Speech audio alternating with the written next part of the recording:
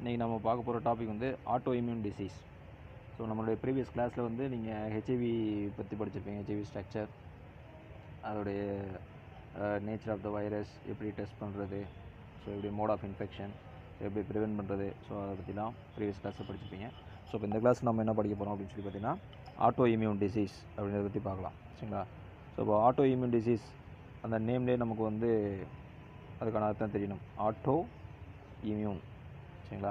So அப்போ immunity function, அப்போ நம்மளுடைய இம்யூனிட்டி ஃபங்க்ஷனில் ஏற்படக்கூடிய ஒரு அப்நார்மல் கண்டிஷனை தான் நம்ம வந்து ஆட்டோ இம்யூன் டிசீஸ் அப்படின்ட்டு படிக்கிறோம். சரிங்களா?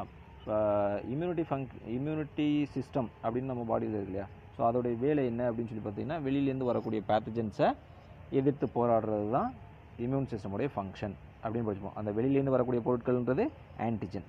சரிங்களா? ஸோ அந்த ஆன்டிஜனை நம்ம என்ன சொல்லுவோம் அப்படின்னு சொன்னால் ஃபாரின் ஆன்டிஜன். அப்போ வெளியிலேருந்து வரக்கூடிய அந்த ஆன்டிஜெனிக் சப்ஸ்டன்ஸை எதிர்த்து நம்ம பாடி வந்து என்ன பண்ணும், போராடும். சரிங்களா? சண்டை போடும். ஸோ அதுதான் வந்து immune system, normal immune system. ஆனால் இப்போ நம்ம உடம்புல சில ஆன்டிஜென்ஸ் இருக்குது. அதை வந்து நம்ம என்ன சொல்லுவோம், செல்ஃப் ஆன்டிஜென்ஸ். அப்போ உங்களுக்குலாம் தெரியும் இல்லையா, இப்போ ஃபாரின் ஆன்டிஜன்னா என்ன, செல்ஃப் ஆன்டிஜன்னா என்ன அப்படின்றது தெரியும். செல்ஃப் ஆன்டிஜன்னு சொல்லலாம் அல்லது ஆட்டோ ஆன்டிஜன் அப்படின்னு சொல்லலாம். சரியா? இப்போ ரெண்டு விதமான ஆன்டிஜென்ஸ் இருக்குது. அப்போ வெளியிலேருந்து வரக்கூடிய பொருளை வந்து ஃபாரின் ஆன்டிஜன் சொல்கிறோம். நம்ம உடம்புலேயே இருக்கக்கூடிய செல்ஸை வந்து ஆட்டோ ஆன்டிஜென்ஸ் அல்லது செல்ஃப் ஆன்டிஜென்ஸ் அப்படின்னு சொல்லுவோம். ஸோ இப்படி ரெண்டு விதமான ஆன்டிஜென்ஸ் இருக்குது. இந்த ரெண்டு விதமான ஆன்டிஜென்ஸையும் நமக்கு வந்து தனித்தனியாக பிரித்து பார்க்க தெரியும். நம்மளுடைய இம்யூன் சிஸ்டத்துக்கு பிரித்து பார்க்க தெரியும். அப்போ இம்யூன் சிஸ்டம் என்ன பண்ணணும், வெளியிலேருந்து வரக்கூடிய இந்த ஃபாரின் ஆன்டிஜனுக்கு எதிராக மட்டும்தான் செயல்படணும். உள்ளே இருக்கக்கூடிய நம்மளுடைய செல்ஃப் ஆன்டிஜனுக்கு எதிராக செயல்படக்கூடாது. சரிங்களா? ஸோ அப்போது நார்மலாக இம்யூன் சிஸ்டம் வெளியிலேருந்து வரக்கூடிய இந்த ஃபாரின் ஆன்டிஜனை எதிர்த்து சண்டை போடும். ஆனால் அட் சம் டைம்ஸ் என்ன பண்ணலாம் அப்படின்னு சொன்னாங்க, நம்மளுடைய ஓன் ஆன்டிஜென்ஸ், செல்ஃப் ஆன்டிஜென்ஸை எதிர்த்து இம்யூன் சிஸ்டம் வேலை செய்யலாம். அப்படி வேலை செஞ்சுன்னா அது அப்நார்மல் இம்யூன் சிஸ்டம். சரிங்களா? அதை தான் நம்ம வந்து என்ன சொல்கிறோம், ஆட்டோ இம்யூன் டிசீஸ் அப்படின்னு சொல்கிறோம். சரிங்களா? ஸோ ஆட்டோ இம்யூன் டிசீஸ்னால் என்ன, it is a abnormal immune response. அப்போது இம்யூன் சிஸ்டத்துக்கு செல்ஃப் ஆன்டிஜன் எது, ஃபாரின் ஆன்டிஜன் எது அப்படின்றத வேறுபடுத்த தெரியாமல் போயிடலாம். ஸோ அதனால் எல்லாத்தையும் காமனாக ஆன்டிஜன்னு ஃபைட் பண்ணலாம். ஸோ அப்போது அந்த ஆன்டிஜன் வந்துச்சுன்னா என்ன பண்ணும், அதுக்கு எகென்ஸ்டாக ஆன்டிபாடிஸை ப்ரொடியூஸ் பண்ணும். சரிங்களா? இப்போ ஃபாரின் ஆன்டிஜன் வந்ததுன்னா அதுக்கு எகென்ஸ்டாக ஆன்டிபாடிஸ் ப்ரொடியூஸ் பண்ணலாம். ஆனால் நம்மளுடைய ஓன் ஆன்டிஜென்ஸுக்கு வந்து எகென்ஸ்டாக ஆன்டிபாடிஸ் ப்ரொடியூஸ் ஆச்சு அப்படின்னு சொன்னால் அதை வந்து ஆட்டோ ஆன்டிபாடிஸ் அப்படின்னு சொல்கிறோம். ஃபாரினுக்கு வந்தாக நார்மலாக ஆன்டிபாடின்னு சொல்கிறோம். இப்போது நம்ம செல்ஸுக்கு எதிராகவே ஆன்டிபாடிஸ் ப்ரொடியூஸ் ஆச்சு அப்படின்னு சொன்னால் அது ஆட்டோ ஆன்டிபாடிஸ் அப்படின்னு சொல்கிறாங்க. சரிங்களா? அப்போது நம்மளுடைய இம்யூன் சிஸ்டம் வந்து ஆட்டோ ஆன்டிபாடிஸை ப்ரொடியூஸ் பண்ணும், as well as cytotoxic T cells. சரியா? ஸோ அதையும் ப்ரொடியூஸ் பண்ணும். So auto antibodies and cytotoxic T cells அப்படின்னு சொல்லக்கூடிய டி செல்ஸ் அது என்ன பண்ணும், செல்லை வந்து டெஸ்ட்ராய் பண்ணும். சரியா? அப்போ நம்மளுடைய சொந்த செல்களையே இந்த ஆன்டிபாடிஸும் இந்த சைட்டோடாக்சிக் டி செல்ஸும் அட்டாக் பண்ணி நமக்கு வந்து ஒரு டிசீஸ் நிலையை உண்டு பண்ணுச்சு அப்படின்னு சொன்னால் அதை தான் வந்து ஆட்டோ இம்யூன் டிசீஸ் அப்படின்னு சொல்கிறோம். சரியா? இப்போ அந்த ஆட்டோ இம்யூன் டிசீஸ்ன்றது என்னது, ஒரு மிஸ்டைரக்டட் இம்யூன் ரெஸ்பான்ஸ், அதாவது தவறாக புரிந்து கொள்ளப்பட்ட ஒரு நோய் எதிர்ப்பு திறன். சரியா? ஸோ அதை தான் நம்ம வந்து மிஸ்டைரக்டட் இம்யூன் ரெஸ்பான்ஸ் அப்படின்னு சொல்கிறோம். அதான் ஆட்டோ இம்யூன் டிசீஸ் அப்படின்னு சொல்கிறோம். சரியா? அப்போது நம்ம ஆட்டோ இம்யூன் டிசீஸ் வந்து நம்ம உடம்புக்குள்ளே இருக்குன்றதை எப்படி கன்ஃபார்ம் பண்ணலாம் அப்படின்னு சொன்னால், நம்மளுடைய பிளட்டில் வந்து நம்ம சொல்லக்கூடிய இந்த ஆன்டிபாடிஸ் சொன்னோம் இல்லையா, ஆட்டோ ஆன்டிபாடிஸும் சைட்டோடாக்சிக் டி செல்ஸும் இருந்தது அப்படின்னு சொன்னாக்க நம்ம வந்து நமக்கு ஆட்டோ இம்யூன் டிசீஸ் இருக்குது அப்படின்றத நம்ம கண்டுபிடிச்சிக்கலாம். சரிங்களா? அதே மாதிரி இப்போது நம்ம ஹோஸ்ட் ஆன்டிஜன் இருக்கு இல்லையா, அப்போது ஹோஸ்ட் நம்ம உடம்புலேயே இருக்கக்கூடிய அந்த செல்ஃப் ஆன்டிஜன் என்னன்னு சொல்லுவாங்க அப்படின்னு சொன்னாக்க ஆட்டோ ஆன்டிஜன்ஸ் அப்படின்னு சொல்லுவாங்க. சரியா? ரைட். அப்போ இந்த ஆட்டோ இம்யூன் டிசீஸை வந்து ரெண்டு வகையாக கிளாஸிஃபை பண்ணுறாங்க. ஒன்று வந்து ஆர்கன் ஸ்பெசிஃபிக், இன்னொன்று நான் ஆர்கன் ஸ்பெசிஃபிக் அப்படின்னு சொல்கிறாங்க. அப்போ இந்த ஆட்டோ இம்யூன் ரெஸ்பான்ஸ் எதில் ஏற்படுது அப்படின்னு சொல்லி பார்த்தீங்கன்னா, ஒரு பர்டிகுலர் ஆர்கனில் மட்டும் ஏற்பட்டுச்சுன்னா அதை வந்து ஆர்கன் ஸ்பெசிஃபிக் ஆட்டோ இம்யூன் டிசீஸ்ன்னு சொல்கிறோம். சரியா? ஒரு குறிப்பிட்ட ஆர்கனை மட்டும் அந்த ஆட்டோ இம்யூன் ஃபங்க்ஷன் வந்து என்ன பண்ணும், பாதிப்படைய செய்யும். சரிங்களா? அது ஆர்கன் ஸ்பெசிஃபிக். ஸோ அதுக்கு எக்ஸாம்பிள் பார்த்தீங்கன்னா, இப்போது இந்த ஆட்டோ இம்யூன் ஃபங்க்ஷன்லேருந்து உருவாகக்கூடிய இந்த ஆட்டோ ஆன்டிபாடிஸ் வந்து என்ன பண்ணும், அந்த குறிப்பிட்ட ஆர்கனை மட்டும் அதோடைய ஃபங்க்ஷனை பாதிக்கும். உதாரணத்துக்கு டிசீஸ் சொல்கிறாங்க பாருங்கள், ஹஷிமோட்டோஸ் தைராய்டிட்டிஸ் அப்படின்னு சொல்லக்கூடிய disease, graves disease, additions disease. இதில் இந்த ஹஷிமோட்டோஸ் தைராய்டிட்டிஸும் கிரேவ்ஸ் டிசீஸும் வந்து தைராய்டு கிளாண்டுடைய ஃபங்க்ஷனை பாதிக்கும். சரியா? அப்போது என்ன பண்ணுது அப்படின்னு சொன்னால் இந்த ஆட்டோமியூன் ரெஸ்பான்ஸ் ஏற்படுறதுனால இங்கே வந்து அதிகபட்சமான தைராக்சின் செக்ரேஷன் அப்படின்றது செக்ரேட் ஆகும். சரிங்களா? ஏன்னா அதோடைய ஃபங்க்ஷன் வந்து அப்நார்மலாக வேலை செய்யும். ஸோ அதேமாதிரி பார்த்திங்கன்னா அடிசன்ஸ் டிசீஸ்னு சொல்கிறாங்க இல்லையா, இந்த அடிசன்ஸ் டிசீஸ் வந்து அட்ரினல் கிளாண்டோடைய ஃபங்க்ஷனை வந்து பாதிக்கும் அப்படின்னு சொல்கிறாங்க. ஸோ இது வந்து ஆர்கன் ஸ்பெசிஃபிக். அப்போ ஒரு குறிப்பிட்ட ஆர்கனை ஒன்று அட்ரினல் கிளாண்டையோ இல்லை இங்கே பார்த்திங்கன்னா தைராய்டு கிளாண்டையோ அப்படி வந்து ஸ்பெசிஃபிக்காக அந்த ஆர்கனை மட்டும் டார்கெட் பண்ணி அந்த ஆர்கனை ப்ராப்பராக ஃபங்க்ஷன் பண்ண விடாது. சரிங்களா? ஸோ அது வந்து ஆர்கன் ஸ்பெசிஃபிக் ஆட்டோஇம்யூன் டிசீஸ். இன்னொன்று நம்ம சொல்கிறது நான் ஸ்பெசிஃபிக் அப்படின்னு சொன்னோம். அப்போ நான் ஸ்பெசிஃபிக் அப்படின்னு சொன்னாக்க இந்த குறிப்பிட்ட பகுதியிலையும் இல்லாமல் உடல் முழுவதும் எங்கே வேணாலும் பாதிப்பை ஏற்படுத்தலாம். சரிங்களா? ஸோ அது வந்து நான் ஆர்கன் ஸ்பெசிஃபிக் அப்படின்னு சொல்கிறோம். அதுக்கு எக்ஸாம்பிள் டிசீஸ் பார்த்தீங்கன்னா ருமட்டாய்டு ஆர்த்ரிட்டிஸ், மூட்டு வலி சொல்கிறாங்க இல்லையா, அது இந்த ருமட்டாய்டு ஆர்த்ரிட்டிஸ் அப்படின்றது பார்த்தீங்கன்னாக்கா it is one of the non organ specific அப்படின்னு சொல்கிறாங்க. அதேமாதிரி மல்டிபிள் ஸ்க்ளெரோசிஸ் அப்படின்னு சொல்லக்கூடியது இது நரம்பு செல்களை பாதித்து அதோடைய நர்வ் சிக்னல்ஸை வந்து பாதிக்கும். சரிங்களா? ஸோ இதுவும் பார்த்தீங்கன்னா ஓவரால் த பாடி எங்கே வேணாலும் நடைபெறலாம். ஸோ இது வந்து மல்டிபிள் ஸ்க்ளெரோசிஸ் அப்படின்னு சொல்லுவாங்க. It is also example for the non organ specific. அப்போ நான் ஆர்கன் ஸ்பெசிஃபிக் வந்து ருமட்டாய்டு ஆர்த்ரைட்டிஸும் மல்டிபிள் ஸ்க்ளெரோசிஸையும் எக்ஸாம்பிளாக சொல்கிறாங்க. சரிங்களா? ஆர்கன் ஸ்பெசிஃபிக் அப்படின்னு சொன்னால் Hashimoto's thyroiditis, Graves disease, Addison's disease. சரியா? இது மூணையும் வச்சுக்கணும். சரிங்களா? இதெல்லாம் 1 மார்க்கில் இந்த மாதிரி கேள்விகள் கேட்கலாம். சரிங்களா? இப்போ ஆட்டோ இம்யூன் டிசீஸ்னால் என்னென்ன புரிஞ்சது இல்லையா? ரைட். நெக்ஸ்ட் வந்து டியூமர் இம்யூனாலஜி. டியூமர்னால் தெரியும் உங்களுக்கு. டியூமர்னால் என்னது? கட்டிகள் அப்படின்னு சொல்லுவாங்க. சரிங்களா? இதுவே கொஞ்சம் அன்கண்ட்ரோலபுளாக ஓவரால் எல்லா டிஷ்யூஸ்லையும் ஸ்ப்ரெட் ஆச்சு அப்படின்னு சொன்னாக்க அதை வந்து கேன்சர்னு சொல்லுவாங்க. இப்போ டியூமர்னால் நார்மலாக ஒரு கட்டி உருவாகுதல். அந்த கட்டி வந்து என்ன ஆகலாம்? சாதாரண கட்டியாக இருக்கலாம் அல்லது கேன்சர் கட்டியாக மாறலாம். சரிங்களா? இப்போ ஒரே இடத்துல நின்று வளர்ந்துச்சு அப்படின்னு சொன்னால் அது டியூமர், சாதாரண கட்டி. ஸோ அதுவே வந்து அந்த டியூமர் அப்படியே நம்ம பாடி ஃபுல்லாக ஸ்ப்ரெட் ஆச்சு, பக்கத்தில் இருக்கக்கூடிய செல்ஸை டிஷ்யூஸ் எல்லாம் அஃபெக்ட் பண்ணி பாடி ஃபுல்லாக ஸ்ப்ரெட் ஆச்சு அப்படின்னு சொன்னால் அது கேன்சர். சரியா? ஸோ இதுதான் difference between the tumour and the cancer. அப்போ டியூமர் அப்படின்னு சொன்னால் அதுக்கு இன்னொரு பேர் வந்து நியோபிளாசம் அப்படின்னு சொன்னாங்க, which is a group of cells. அப்போது டியூமர் செல்ஸ்னால என்னது? அன்கண்ட்ரோல்டு க்ரோத்தை உடைய செல்கள். அப்போ நார்மலாக இப்போ செல் டிவிஷன் அப்படின்னு சொன்னால் நார்மல் செல் டிவிஷன் நடக்கும். இப்போ எல்லா செல்லுமே வந்து ஒரு லைஃப் ஸ்பேன் இருக்குது. அந்த லைஃப் ஸ்பேன் முடிஞ்சோடனே இறந்து போயிட்டு புதுசாக செல்கள் வந்து மைட்டாடிக் செல் டிவிஷனில் ஃபார்ம் ஆகும். சொமேட்டிக் செல்ஸ் எல்லாமே மைட்டாடிக் செல் டிவிஷனில் ஃபார்ம் ஆகும். நார்மல் செல் டிவிஷன் நடக்கும். சரிங்களா? ஆனால் இங்கே இந்த டியூமர் செல்ஸ் அப்படின்றது பார்த்திங்கன்னா அன்கண்ட்ரோலபிள் க்ரோத். அங்கே க்ரோத் ஆனது கண்ட்ரோல்டு கண்டிஷனில் நடக்கும். ஆனால் இங்கே க்ரோத்துன்றது அன்கண்ட்ரோல்டு கண்டிஷனில் நடக்கும். ஸோ அபரிமிதமான செல்கள் உருவாக்கம், ரொம்ப ரேப்பிட்டாக ரொம்ப வேகமாக செல் டிவிஷன் அப்படின்றது கட்டுப்படுத்த முடியாத அளவுக்கு நடக்கும். சரிங்களா? ஸோ அதுதான் வந்து டியூமராக மாறுது அப்படின்னு சொல்கிறாங்க. அந்த டியூமர் வந்து கண்டினியூ ஆகி ஹெல்த்தி டிஷ்யூஸ்குள்ளே இன்வேட் ஆச்சு அப்படின்னு சொன்னால் அது வந்து கேன்சராக மாறுது அப்படின்றத நம்ம சொன்னோம். சரிங்களா? ஸோ இப்போ வந்து அப்படி அந்த டியூமர் வந்து மற்ற மற்ற பகுதிகளுக்கு போய் இப்போ இந்த டியூமர் வந்து ரைஸ் ஆகி புதிய புதிய டியூமர்ஸை வந்து உடலினுடைய பல்வேறு பாகங்களில் போயிட்டு செகண்டரி டியூமர்ஸை உருவாக்குச்சு அப்படின்னு சொன்னாக்க, இப்போ அந்த டியூமர்ஸ் உருவாகி அது உடஞ்சி பல்வேறு உடம்புல பல்வேறு பகுதிகளில் போயிட்டு செகண்டரி டியூமர்ஸை 2ஆம் நிலை கட்டிகளை உருவாக்குச்சு அப்படின்னு சொன்னால் அதுக்கு பேர் மெட்டாஸ்டாசிஸ். அப்போ வாட் இஸ் மெட்டாஸ்டாசிஸ்ன்னு கேட்பாங்க. சரியா? அப்போ நம்ம சொல்லணும் the tumor which is spread to other parts of the body from the tumor and give rise to secondary tumors. சரியா? செகண்டரி டியூமர்ஸை உருவாக்குச்சு அப்படின்னு சொன்னால் அது வந்து மெட்டாஸ்டாசிஸ் அப்படின்னு சொல்லுவாங்க. ரைட்டா? ரைட். இப்போ அந்த டியூமரில் வந்து 2 விதமான டியூமர் இருக்குன்னு முதல்ல சொன்னது தான் மறுபடியும் சொல்கிறாங்க. என்ன அப்படின்னு சொன்னால் பெனைன் டியூமர், மலிக்னன்ட் டியூமர். அந்த பெனைன் டியூமர் அப்படின்றது நார்மல் டியூமர் கட்டி. சரிங்களா? ஸோ அது வந்து ஒரு அன்கண்ட்ரோல்டு க்ரோத்தாக மட்டும்தான் இருக்கும், மற்றபடி அது ஸ்ப்ரெட் ஆகாது. அது பெனின் டியூமர். அதுவே வந்து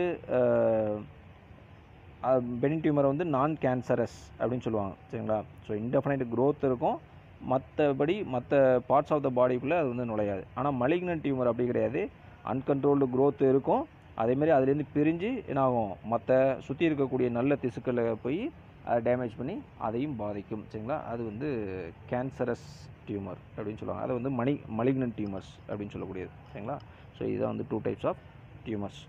இப்போது இந்த நார்மல் செல் அப்படின்னு எடுத்துக்கிட்டிங்கன்னா அதில் வந்து செல் க்ரோத்து அண்டு டிஃப்ரென்ஷியேஷன் இது வந்து ரொம்ப கட்டுப்படுத்தப்பட்ட நிலையில் இருக்கும் அப்படின்னு சொல்கிறாங்க.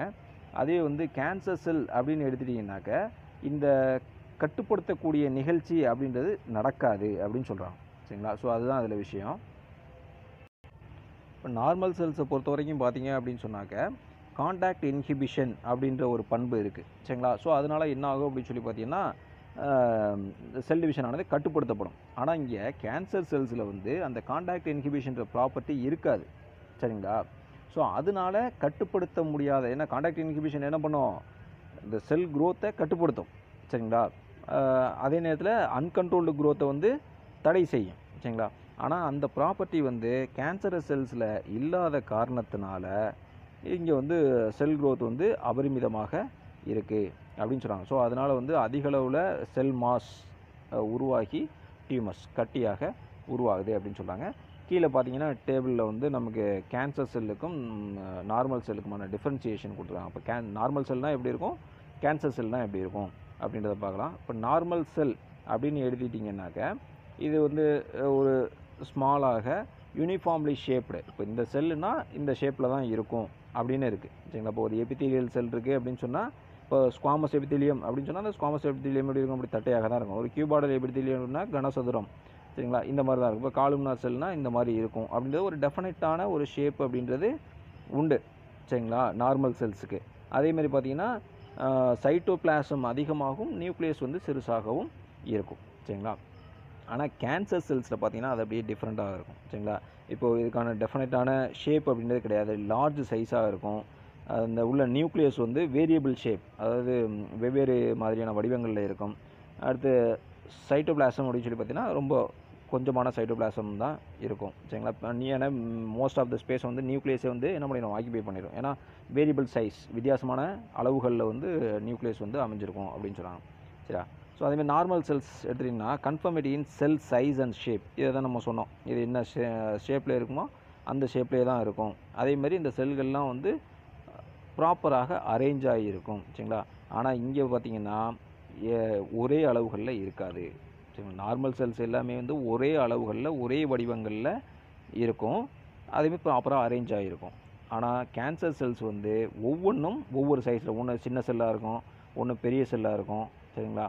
ஸோ அந்த மாதிரி ஒவ்வொன்றும் வெவ்வேறு அளவுகள்லையும் வெவ்வேறு வடிவங்கள்லையும் இருக்கும் அப்படின்னு சொல்கிறாங்க. அதே மாதிரி அரேஞ்ச் ஆகிருக்கு ப்ராப்பராக, வந்து செல் அரேஞ்ச்மெண்ட் வந்து ப்ராப்பராக இருக்காது அப்படின்னு சொல்கிறாங்க கேன்சர் செல்லில்.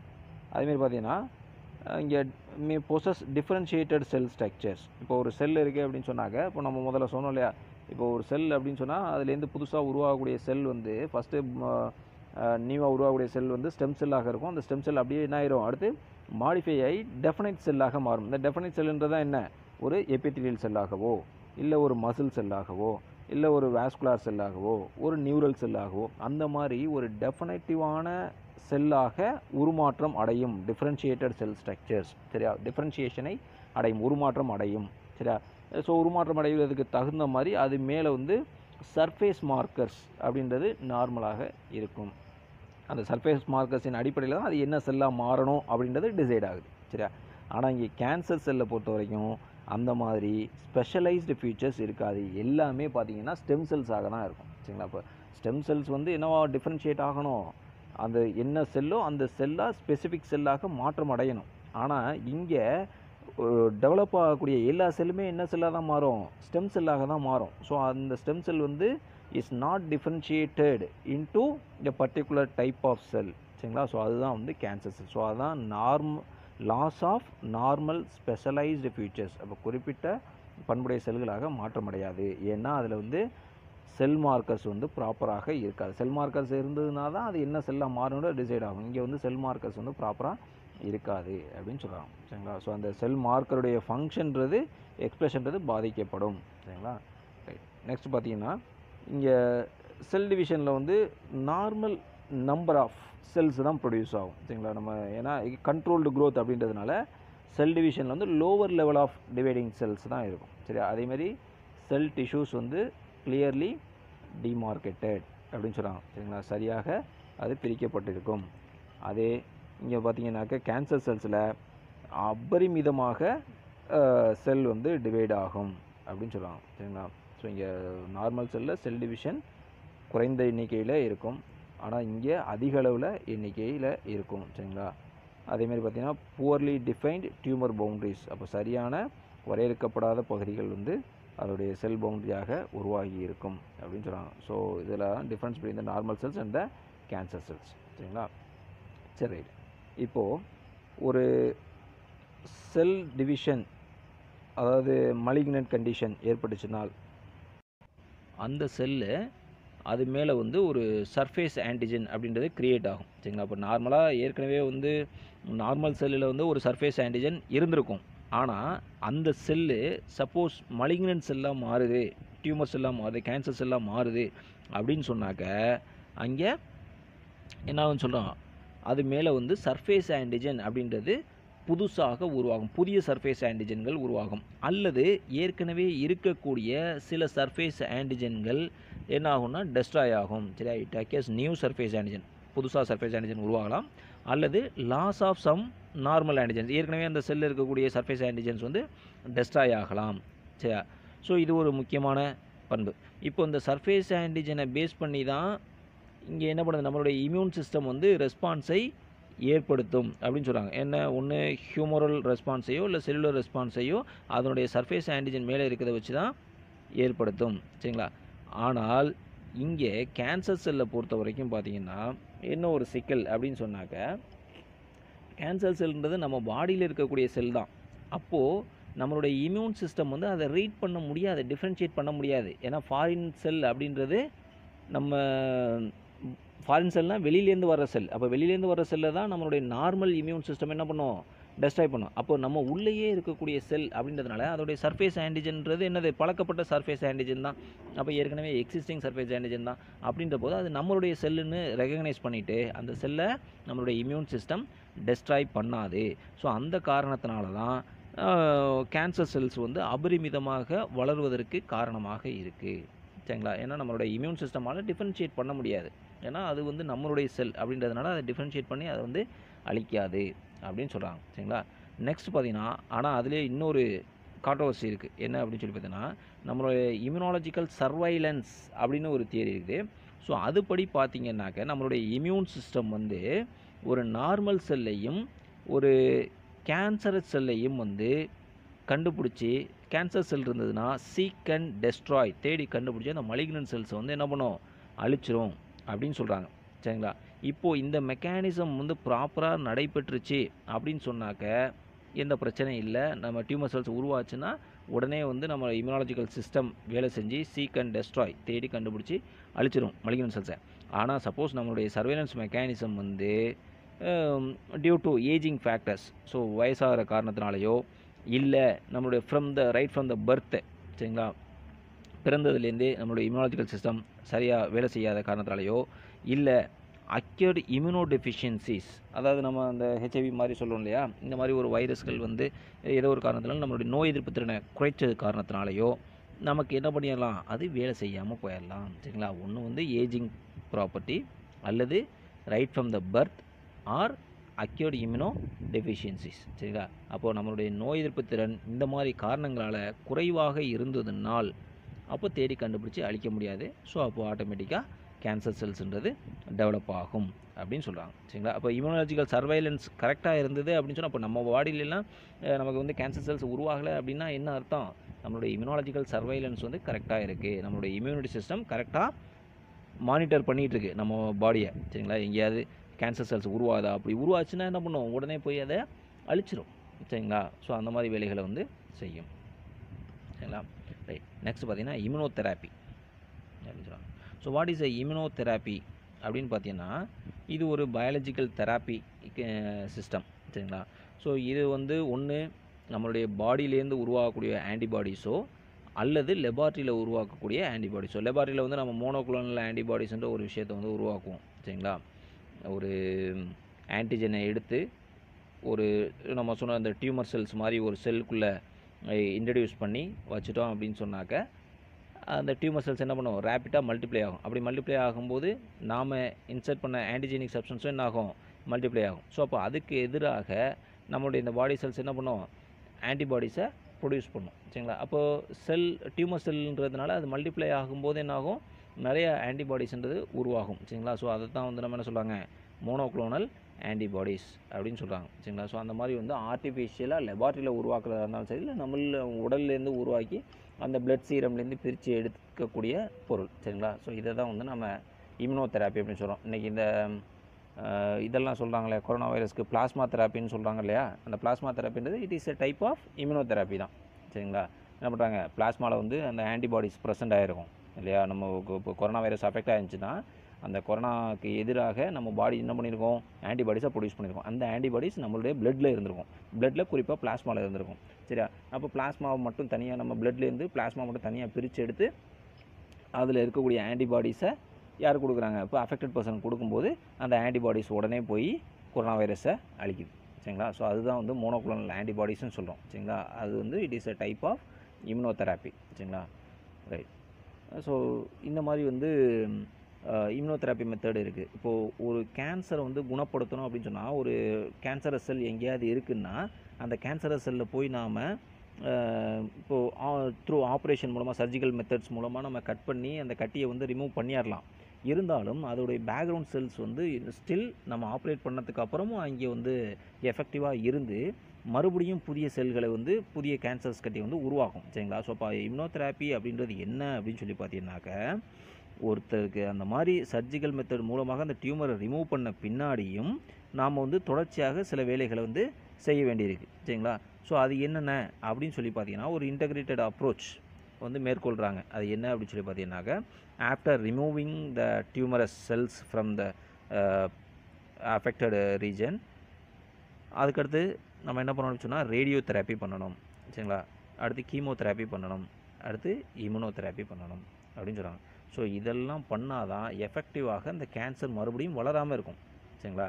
அப்போ ரேடியேஷன், அப்போது கட் பண்ண இடத்துல இருந்து இந்த கேன்சர் செல்ஸை கட் பண்ணி எடுத்த இடத்துல இருந்து நம்ம என்ன பண்ணணும், ரேடியோ தெராப்பி கொடுக்கணும். அப்படி ரேடியேஷனை நீங்கள் பாஸ் பண்ணிங்கன்னா தான் இந்த யூவி லைட்டெல்லாம் சொல்கிறாங்க இல்லையா, அந்த மாதிரி யூவி லைட், இன்ஃப்ராரெட் லைட்ஸை வந்து பாஸ் பண்ணி கம்ப்ளீட்டாக அந்த செல்ஸை வந்து என்ன பண்ணுவாங்க, பேர்ன் பண்ணிடுவாங்க, அழிச்சிடுவாங்க. சரிங்களா? அப்போ அதோடைய ரூட் முதற்கொண்டு எல்லாமே டஸ்ட் ஆகிடும். ஸோ அதுக்கப்புறம் அந்த பாதிக்கப்பட்ட பிளட்டெல்லாம் இருக்கும் இல்லையா, அதை வந்து பியூரிஃபை பண்ணணும். ஸோ அதுதான் வந்து நம்ம என்ன சொல்லுவாங்க, கீமோதெராப்பி அப்படின்னு சொல்லுவாங்க. ஸோ அதுக்கப்புறம் நம்மளுடைய நோய் எதிர்ப்பு திறனை வந்து வளர்க்கணும் இல்லையா, ஒன்று வளர்க்கணும், இல்லை தேவையான இடத்துல கம்மி பண்ணணும். சரிங்களா? இப்போ இம்யூனோதெராப்பின்றது அதுதான். சரிங்களா? என்னது, ஒன்று வந்து இந்த மாதிரி பொருட்களை கொடுத்து நம்மளுடைய இம்யூன் சிஸ்டமை ஒன்று பூஸ்டப் பண்ணணும், இம்ப்ரூவ் பண்ணணும், அல்லது அதை இம்யூன் சிஸ்டமோடைய ஃபங்க்ஷனை கட்டுப்படுத்தணும். ஸோ எந்த இடத்துல கட்டுப்படுத்தணும், எந்த இடத்துல பூஸ்டப் பண்ணணும் அப்படின்றது இருக்குது. சரிங்களா? ஸோ அதுக்கு தகுந்த மாதிரியான மருந்து பொருட்களை நம்ம வந்து தயார் செய்கிறோம். ஸோ அதுதான் வந்து இம்யூனோதெராப்பி அப்படின்னு சொல்கிறாங்க. ஸோ இந்த இன்டகிரேட்டட் அப்ரோச் நம்ம பண்ணால் தான் நம்ம கேன்சர்லேருந்து முழுமையாக ஒரு மனிதரை வந்து குணப்படுத்த முடியும். சரிங்களா? ஃபஸ்ட்டு வந்து சர்ஜிக்கல் மெத்தட்ஸ் நம்ம அறுத்து அந்த கட்டியை, அந்த மலிக்னன்ட் செல்ஸ் எல்லாம் ரிமூவ் பண்ணிடணும். ரிமூவ் பண்ணதுக்கப்புறம் ரேடியோ தெராப்பி பாஸ் பண்ணணும். ரேடியோ தெராப்பி பண்ணதுக்கப்புறம் கீமோதெராப்பி பண்ணணும். சரிங்களா? இந்த பிளட்டை வந்து பியூரிஃபை பண்ணணும். ஸோ அதுக்கப்புறம் அந்த பிளட்டுக்கு தேவையான இம்யூனோதெராப்பி, இப்போ நம்ம வந்து இம்யூன் சிஸ்டமை ஒன்று பூஸ்டப் பண்ணணும், இல்லைன்னா கம்மி பண்ணணும். சரிங்களா? ஸோ அது தேவைக்கு தகுந்த மாதிரி பண்ணுவாங்க. சரிங்களா? ஸோ இதெல்லாம் வந்து இம்யூனோதெராப்பி ஆஃப் கேன்சர். நெக்ஸ்ட் பார்த்தீங்கன்னா, இந்த ஸ்கோப் ஆஃப் இம்யூனாலஜி அப்படின்னு ஒரு விஷயம் கொடுத்துருக்காங்க. அது என்னென்னா, இந்த இம்யூனாலஜி படிக்கிறதுனால இன்றைக்கி நிறையா ஸ்டூடெண்ட்ஸ் வந்து இம்யூனாலஜி கோர்ஸ் எடுத்து படிக்கிறாங்க. ஸோ அவங்களுக்கு என்னென்ன வேலைவாய்ப்புகள்லாம், ஆப்பர்ச்சுனிட்டிஸ் எல்லாம் இருக்குது அப்படின்னு சொல்லி பார்த்தீங்கன்னா, there are lot of employment opportunities which are available in the government and private ஹாஸ்பிட்டல்ஸில் நிறையா இருக்குது. அதேமாதிரி பார்த்திங்கனாக்கா இம்யூனோதெராப்பி படிக்கலாம், மைக்ரோபியல் இம்யூனாலஜி படிக்கலாம், கிளினிக்கல் இம்யூனாலஜி, செல்லுலார் இம்யூனாலஜி, செல்லில் ஏற்படக்கூடிய நோய் தொற்றை பற்றி படிக்கிறது, அலர்ஜி. சரிங்களா? ஸோ அதுக்கும் இம்யூனாலஜி. சரிங்களா? ஸோ அலர்ஜி இம்யூனாலஜி அப்படின்னு சொல்கிறது. ஸோ ஏன் அலர்ஜி ஏற்படுது அப்படின்றத நம்ம முறையாக படிச்சுக்கோம் இல்லையா. இம்யூன் சிஸ்டம் வந்து ஹைப்பர் சென்சிட்டிவிட்டியாக இருந்ததுனால் இம்யூனாலஜி இது ஏற்படும், இம்யூனோ ரெஸ்பான்ஸ் அப்படின்றது ஏற்படும் அப்படின்னு சொல்லியிருக்கோம். சரிங்களா? ஸோ அது சம்மந்தமாக படிக்கிறது. அது டிரான்ஸ்லேஷனல் இம்யூனாலஜி, அது டிரான்ஸ்பிளான்டேஷன் இம்யூனாலஜி. சரிங்களா? இப்போ ஏன்னா ஒருத்தர் கிட்னி மாற்று அறுவை சிகிச்சை பண்ணுறோம், ஸோ அப்படின்னு சொன்னால் அப்போது நம்மளுடைய இம்யூன் சிஸ்டமுக்கு வந்து என்ன பண்ணணும், அதை வந்து சப்ரஸ் பண்ணணும். ஸோ அதையெல்லாம் பற்றி படிக்கிறது. ஸோ அதுக்கு என்ன மாதிரியான ட்ரக்ஸை உருவாகலாம், என்ன மாதிரி ட்ரக்ஸை கொடுத்தா நம்மளுடைய இம்யூன் சிஸ்டம் வந்து மட்டுப்படும். சரிங்களா? ஸோ இதெல்லாம் பற்றி படிக்கிறது. அடுத்து நியூரோ இன்ஃப்ளமேட்டரி டிசார்டர்ஸ், அடுத்து டியூமர் இம்யூனாலஜி, கட்டிகள் உருவாகாமல் இருக்கிறதுக்காக உள்ள இம்யூனாலஜி, அடுத்து பார்த்திங்கன்னா வேக்சின் இம்யூனாலஜி ரொம்ப முக்கியமானது.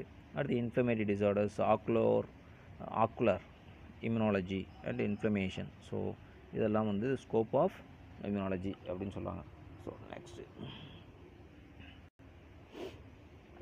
Adolescence drug and alcoholic abuse. சரிங்களா? ஸோ அடலசன்ஸ் அப்படின்னு சொன்னாக்க வாட் இஸ் அடலசன்ஸ் அப்படின்றது விடலை பருவம் அப்படின்னு சொல்லுவாங்க. சரிங்களா? அல்லது பதின் பருவம் அப்படின்னு சொல்லக்கூடியது. Between the age of 12 to 19 years of age, அந்த இடைப்பட்ட காலகட்டத்தை தான் நம்ம என்ன சொல்லுவாங்க, அடலசன்ட் பீரியட் அப்படின்னு சொல்லுவாங்க. ஸோ இது இயர் அப்படின்னு சொல்லாமல் ஜென்ரலாக இப்போது இந்த பியூபர்ட்டி அப்படின்னு சொல்லுவோம் இல்லையா, முதிர்ச்சி அடையக்கூடிய காலகட்டம். சரிங்களா? ஸோ அதுதான் வந்து நம்ம அடலசன்ட் பீரியட் அப்படின்னு சொல்லுவோம். ஸோ அடலசன் எப்போ ஆரம்பிக்குது அப்படின்னு சொல்லி பார்த்தீங்கன்னா ரைட் ஃப்ரம் த பியூபர்ட்டி. சரிங்களா? ஸோ இந்த காலகட்டத்தில் வந்து ஃபிசிக்கல் அண்ட் செக்ஷுவல் டெவலப்மெண்ட் வந்து வேகமாக நடைபெறும். சரிங்களா? அதுலேருந்து முழுவதுமாக அந்த செக்ஷுவல் ஆர்கன்ஸ் முதிர்ச்சி அடைகிறது, மெச்சூரிட்டி அடைகிறது. சரிங்களா? இந்த காலகட்டம் எப்போ நடக்கும், sexual development, proper physical and sexual development வந்து is active in this period. சரிங்களா? ஸோ 12 to 19 இயர்ஸ் ஆஃப் ஏஜில் தான் நம்மளுடைய செக்ஸ் ஆர்கன்ஸ் எல்லாமே கம்ப்ளீட்டாக மெச்சூர் ஆகும், டெவலப் ஆகும். சரிங்களா?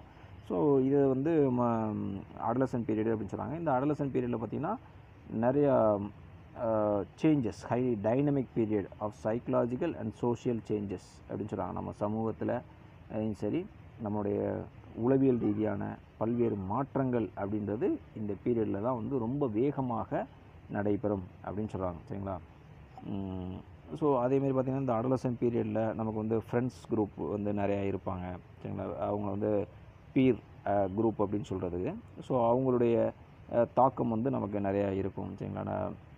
நம்ம ஃப்ரெண்ட்ஸ் வந்து ஒரு விஷயத்த சொல்கிறாங்க அப்படின்னு சொன்னால் அதை நம்ம வந்து அக்செப்ட் பண்ணி கேட்டுக்கிட்டு, ஸோ அந்த மாதிரி பல்வேறு காரணங்களால் நம்ம என்ன பண்ணலாம், இப்போ நம்ம ஃப்ரெண்ட்ஸ் வந்து ட்ரக்ஸுக்கு பழக்கப்பட்டிருக்காங்க. ஸோ அவங்க நம்மளை வந்து பூஸ்டப் பண்ணுறாங்க ட்ரக்ஸ்க்காக, இல்லை ஒரு சிகரெட் ஸ்மோக்கிங்காக, இல்லை ஒரு ஆல்கஹாலுக்காக நம்மளை கம்பல் பண்ணுறாங்க அப்படின்னு சொன்னால் அந்த நேரத்தில் வந்து நாம் அந்த பழக்கத்துக்கு உட்படுறதுக்கான வாய்ப்புகள் அதிகமாக இருக்குது. ஸோ இப்போ ஈஸியாக நம்ம கெட்டு போகிறதுக்கு வாய்ப்பு இருக்குது. சரிங்களா? ஸோ அதுக்கு வந்து நம்ம ப்ராப்பராக என்ன பண்ணணும், கவுன்சிலிங் பண்ணணும், எஜுகேஷன். சரிங்களா? ஸோ அது சார்ந்த விஷயங்களை வந்து நம்ம தெரிஞ்சுக்கணும். சரிங்களா? ஆல்கஹால் கன்சியூம் பண்ணால் என்ன ஆகும், சரிங்களா? ஸோ அதனால் விளைவுகள்லாம் என்ன அப்படின்றதான் தெரிஞ்சுது அப்படின்னு சொன்னால் நாம் அந்த மாதிரி போக மாட்டோம் அப்படின்றது தான் விஷயம். சரிங்களா? ஸோ அப்போ வந்து நம்ம உடல் ஆரோக்கியமாக வாழணும். சரிங்களா? ஒரு நல்ல ஒரு வாழ்க்கை முறையை வந்து மேற்கொள்ளணும் அப்படின்னு சொன்னால் நாம் என்ன பண்ணணும், அப்போது அந்த ஆல்கஹால் எல்லாம் தொடக்கூடாது அப்படின்றத விஷயம். சரிங்களா? ஸோ இப்போது அது என்ன அப்படின்றது பார்க்கலாம். ஸோ ஆல்கஹால் அப்படின்றது பார்த்திங்கன்னா ஒரு சைக்கோ ஆக்டிவ் ட்ரக் அப்படின்னு சொல்கிறாங்க. நம்மளுடைய மூளையினுடைய பணிகளை வந்து இது வந்து கட்டுப்படுத்தும் அப்படின்னு சொல்கிறாங்க. சரிங்களா? ஸோ நம்மளுடைய மூளை மேலே செயல்பட்டு நம்மளை சைக்கலாஜிக்கலாக அஃபெக்ட் பண்ணும் அப்படின்னு சொல்கிறாங்க. ஸோ இது ஆல்கஹால்ன்றது ஒரு டெப்ரெஷன் அப்படின்னு சொல்லுவாங்க. டெப்ரெஷன் அப்படின்னா அமைதி ஊக்கி அப்படின்னு சொல்லுது. ஸோ அப்போ நம்மளுடைய மூளையினுடைய செயல்பாட்டை இது வந்து என்ன பண்ணிடும், கம்மி பண்ணிடும். Slows down the activity of the nervous system. சரிங்களா? ஸோ இப்போ வந்து ஃபஸ்ட்டு ட்ரக் அப்படின்னா என்னென்னு தெரிஞ்சுக்குவோம். சரிங்களா? ஸோ இப்போ ஆல்கஹால் ஓகே, அடுத்து வந்து ட்ரக்குன்னு ஒரு விஷயம் சொல்லுவோம் இல்லையா. இப்போ ட்ரக்குனாலே நம்ம நிறைய சினிமாலெலாம் பார்த்துட்டு என்ன நினச்சிருப்போம், ட்ரக்னாலே வந்து ஒரு போதைப் பொருள் அப்படின்னு சொல்லுவோம். ஸோ ட்ரக் அப்படின்னா it is not actually like that. அது என்ன அப்படின்னு சொன்னாங்க, it is a chemical substance, அவ்வளோதான். Drugs are the chemical compounds, chemical substance தான் அது. சரிங்களா? ஸோ அதை எதுக்காக யூஸ் பண்ணுறோம் அப்படின்னு சொன்னால் மெடிக்கேஷன்ஸ்க்காக யூஸ் பண்ணுறோம். நம்மளுடைய ஒரு வலி நிவாரணியாகவோ இல்லை வேறு ஒரு மருந்து பொருளாகவோ நம்ம வந்து அதை நம்ம யூஸ் பண்ணுறோம். சரிங்களா? நமக்கு ஊசி மருந்தெல்லாம் போடுறாங்க இல்லையா, அது எல்லாமே ட்ரக்ஸு தான். சரியா? ஆனால் இங்கே ட்ரக்ஸுன்றது வந்து நாம் அந்த தவறான இதை தான் சொல்கிறோம். ஸோ அப்படின்றப்போ என்ன மீனிங் அப்படின்னு சொன்னால், நமக்கு வந்து மெடிக்கேஷன்ஸுக்கு பயன்படுத்தக்கூடிய மருந்துகளை நாம் தேவையற்று நாம் திரும்ப திரும்ப பயன்படுத்தணும் அப்படின்னு சொன்னால் அதுதான் ட்ரக்ஸ். சரிங்களா? தேவையில்லாமல் இப்போ நமக்கு வந்து இப்போ உதாரணத்துக்கு நம்ம சொல்லுமே, இப்போ தூக்கம் வரல அப்படின்னு சொல்லுவோம். தூக்கம் வர்றதுக்காக வந்து என்ன பண்ணுறாங்க, தூக்க மாத்திரை கொடுக்குறாங்க. சரிங்களா? ஒரு மாத்திரை போட்டு பயன்படுத்திட்டு சாப்பிட்றோம். சரிங்களா? தூக்கம் வருது. ஸோ இப்போ நீங்கள் அடுத்த நாள் என்ன ஆகும் அப்படின்னு சொல்லி பார்த்தீங்கன்னா, உங்களுக்கு தூக்க மாத்திரை போட்டால் தான் தூக்கம் வரும். சரிங்களா? அப்போ நீங்கள் என்ன பண்ணுவீங்க, தேவையில்லாமல் தூக்க மாத்திரையை பயன்படுத்துவீங்க. சரிங்களா? இப்போ அது வந்து உங்களை என்ன பண்ணுவோம், தூக்கத்துக்கு உட்படுத்தும். ஸோ இந்த மாதிரி வந்து தேவையற்று நாம் ஒரு மருந்து பொருளை வந்து திரும்ப திரும்ப ஒரு ஃப்ரீக்வெண்ட் இன்டர்வல் ஆஃப் டைமில் வந்து பயன்படுத்தணும் அப்படின்னு சொன்னால் அதுதான் ட்ரக்ஸ் அப்படின்னு சொல்கிறாங்க. சரிங்களா? ஸோ இங்கே what is a drug abuse அப்படின்னு கேட்குறாங்க. சரிங்களா? ஸோ அப்படின்னா என்ன டெஃபினேஷன்? சரிங்களா? The intake of certain drugs. So இதில் இந்த 2 மார்க் கொஸ்டின் கேட்கலாம். The intake of certain drugs for a purpose other than their normal clinical use. சரிங்களா? பொதுவாக மருத்துவ பயன்பாட்டிற்கு அல்லாமல், சரிங்களா, in certain amount and frequency, ஒரு குறிப்பிட்ட கால இடைவெளியில் நம்ம பயன்படுத்தணுன்னாக்க அது என்னாகும், நம்மளுடைய ஃபிசியலாஜிக்கல் அண்டு சைக்கலாஜிக்கல் ஃபங்க்ஷன்ஸை அது பாதிப்படைய செய்யும். சரிங்களா? நம்மளுடைய உடல் ரீதியாகவும் சரி, ஃபிசியலாஜிக்கல் நம்மளுடைய உடற்செயலியல் ரீதியாகவும் சரி, அது சைக்கலாஜிக்கல் ஃபங்க்ஷன்ஸ். சரிங்களா? ஸோ மன வளர்ச்சி. சரிங்களா? ஸோ இது எல்லாத்தையுமே வந்து இது பாதிப்படைய செய்யும். சரிங்களா? ஸோ அதை தான் வந்து நம்ம என்ன சொல்கிறாங்க, ட்ரக் அப்யூஸ் அப்படின்னு சொல்கிறாங்க. சரிங்களா? ஸோ இப்போ காமனாக நம்ம பயன்படுத்தக்கூடிய ட்ரக்ஸ், என்ன மாதிரியான ட்ரக்ஸ் எல்லாம் வந்து பயன்படுத்துகிறாங்க அப்படின்னு சொல்லி பார்த்தீங்கன்னாக்க, ஓபியாய்ட்ஸ், கெனாபினாய்ட்ஸ், கொக்கோ ஆல்கலாய்ட்ஸ், பார்பிச்சுரேட்ஸ், ஆம்ஃபிட்டமைன்ஸ், எல்எஸ்டி, இதெல்லாம் வந்து பொதுவாக பயன்படுத்தக்கூடிய ட்ரக்ஸ். சரிங்களா? ஸோ இதில் ஒவ்வொன்றுக்கும் என்ன மாதிரியான கேரக்டர்ஸ் இருக்குது அப்படின்றத ஃபஸ்ட்டு பார்க்கலாம். ஸோ இந்த ஓபியாய்ட்ஸ் அப்படின்னு சொல்லக்கூடியது பார்த்திங்கன்னா, இது நம்ம பாடியில் இருக்கக்கூடிய ஸ்பெசிஃபிக் ரிசெப்டார்ஸ் எங்கே இருக்கும் அப்படின்னு சொல்லி பார்த்தீங்கன்னா, சென்ட்ரல் நர்வஸ் சிஸ்டம்லையும் இன்டெஸ்டினல் ட்ராக்லையும் இருக்கும். சரிங்களா? ஓபியாய்ட் ரிசெப்டார்ஸ் அப்படின்னு சொல்லக்கூடிய ரிசெப்டார்ஸில் போய் இது வந்து பைண்ட் ஆகிக்கும் அப்படின்னு சொல்கிறாங்க. சரிங்களா? ஸோ அதில் ஒரு டைப் தான் என்னென்னா ஹெராயின். சரியா? ஓபியாய்ட்ஸில் ஒரு டைப் வந்து ஹெராயின் அப்படின்னு சொல்கிறாங்க. இந்த ஹெராயின் அப்படின்றது என்ன அப்படின்னு சொல்லி பார்த்தீங்கன்னா, it is actually a diacetyl morphine. சரிங்களா? இந்த மார்ஃபைன்றது என்ன அப்படின்னு சொல்லி பார்த்தீங்கன்னா, ஒரு வலி நிவாரணி. சரிங்களா? மார்ஃபைன்றது ஒரு பெயின் கில்லர். சரிங்களா? இப்போ நமக்கு தாங்க முடியாத ஒரு வலி ஏற்படுதுன்னு வச்சுங்களேன். இப்போ ஒரு ஆப்ரேஷன் பண்ணியிருக்காங்க, ஸோ அந்த இடத்துல ஒரு வலி ஏற்படுது, அதுக்கு அந்த பெயின் கில்லர், சரிங்களா, அந்த வலியை போக்குவதற்காக தான் நம்ம வந்து என்ன கொடுக்குறாங்க, மார்ஃபைன்றது கொடுக்குறாங்க.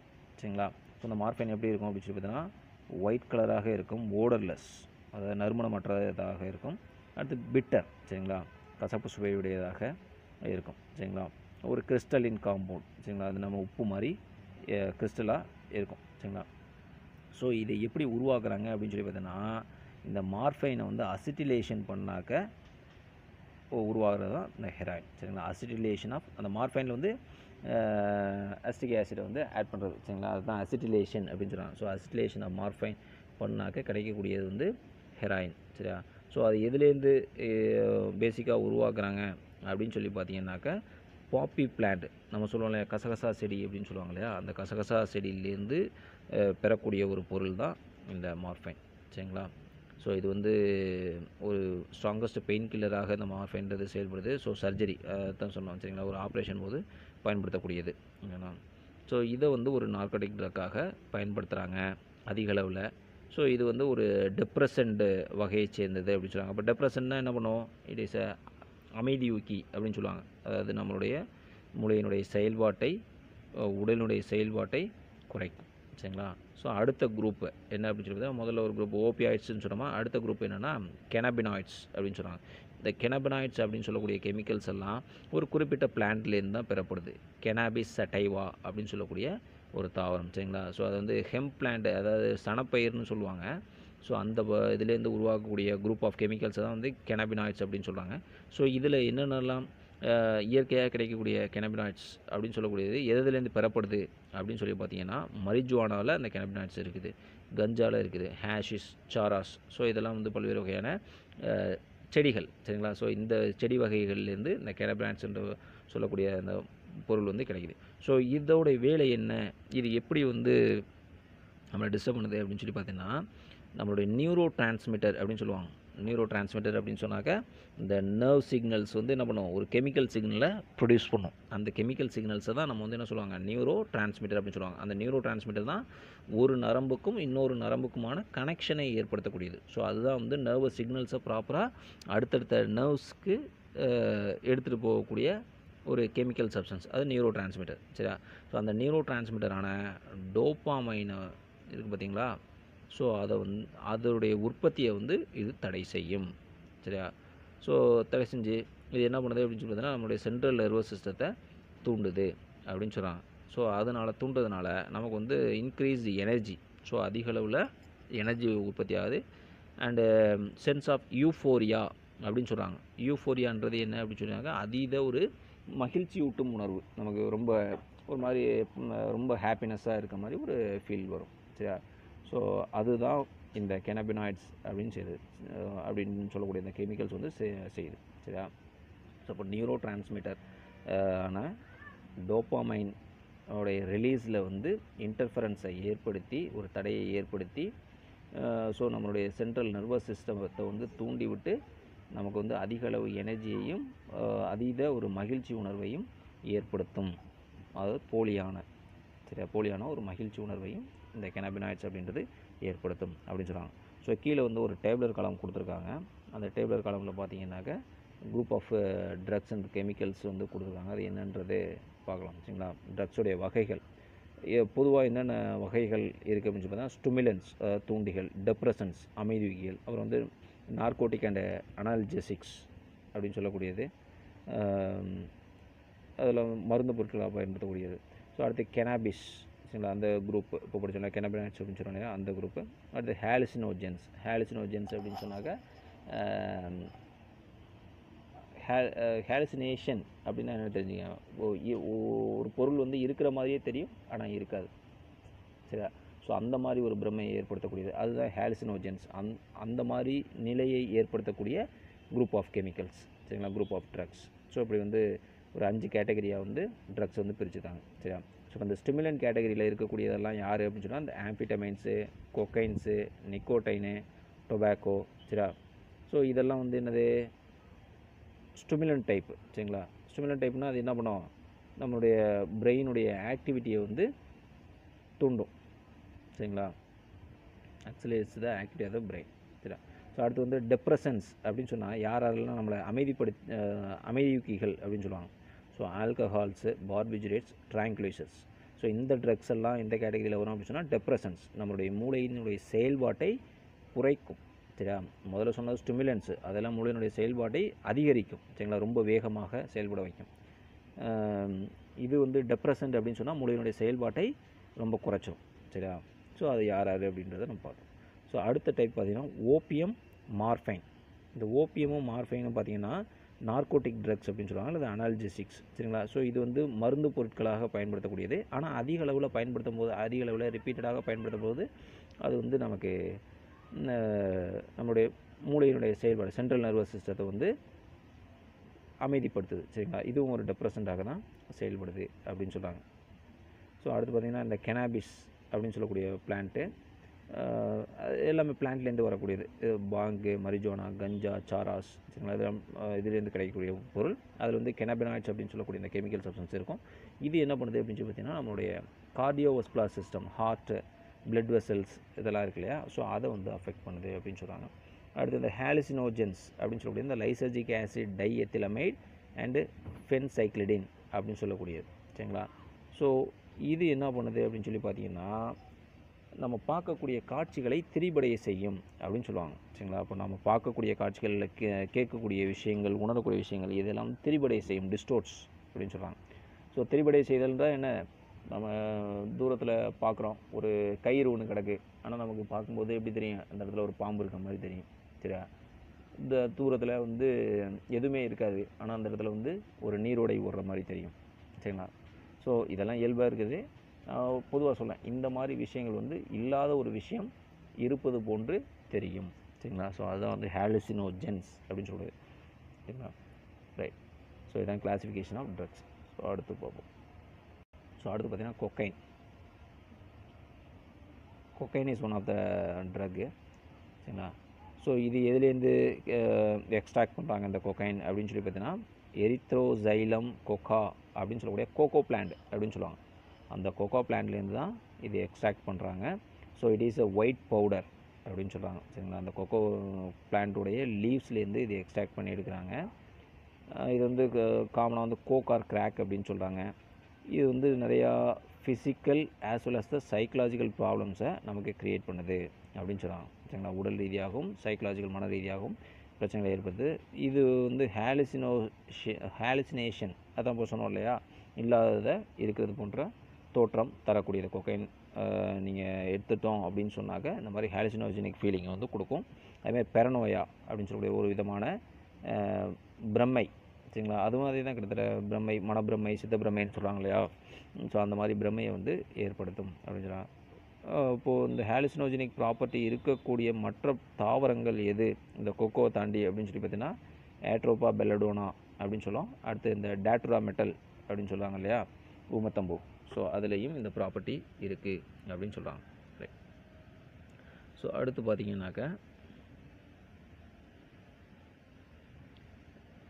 சர்டன் அதர் ட்ரக்ஸ் எதெல்லாம் வந்து பயன்படுத்தப்படுது அப்படின்னு சொல்லி பார்த்தீங்கன்னா மெத்தாம்ஃபிட்டமைன், ஆம்ஃபிட்டமைன், பார்பிச்சுரேட்ஸ், ட்ராங்குலைசர்ஸ், லைசர்ஜிக் ஆசிட் டைஎத்திலமைட், சரியா. ஸோ இதெல்லாம் வந்து எதுக்காக பயன்படுத்தக்கூடியது அப்படின்னா மெடிக்கல் பர்பஸ்க்காக பயன்படுத்தக்கூடியது, சரிங்களா. மெயினாக மென்டல் இல்னஸ் இருக்கிறவங்க, மென்டல் இல்னஸ் அப்படின்னு சொல்லி பார்த்தீங்கன்னா டெப்ரெஷன், சரிங்களா, மன அழுத்தத்தில் இருக்கவங்க, அல்லது தூக்கமின்மை, இன்சோமினியா என்னது தூக்கமின்மை, சரிங்களா. அப்போ தூக்கமின்மையால் தவிக்கிறவங்க, டெப்ரெஷன், மன அழுத்தத்தில் அதிக அளவு மன அழுத்தத்தில் இருக்கவங்க, இவங்களுக்கெல்லாம் கொடுக்கக்கூடிய மருந்து தான் என்ன அப்படின்னு சொன்னால் அந்த மெத்தாம்ஃபிட்டமைன், ஆம்ஃபிட்டமைன், பார்பிச்சுரேட்ஸ், ட்ராங்குலைசர்ஸ், லைசர்ஜிக் ஆசிட் டைஎத்திலமைடு. ஸோ இதெல்லாம் வந்து பயன்படுத்தப்படுது, சரிங்களா, மெடிக்கல் பர்பஸ்க்காக, மெடிக்கல் இல்னஸ்க்கு பயன்படுத்துகிறாங்க. ஸோ இதை வந்து அதிக அளவில் ட்ரக்ஸாக பயன்படுத்துகிறாங்க, ட்ரக் அப்யூஸ்க்கு பயன்படுத்துகிறாங்க, சரிங்களா. அடுத்து பார்த்திங்கன்னா டொபாக்கோ.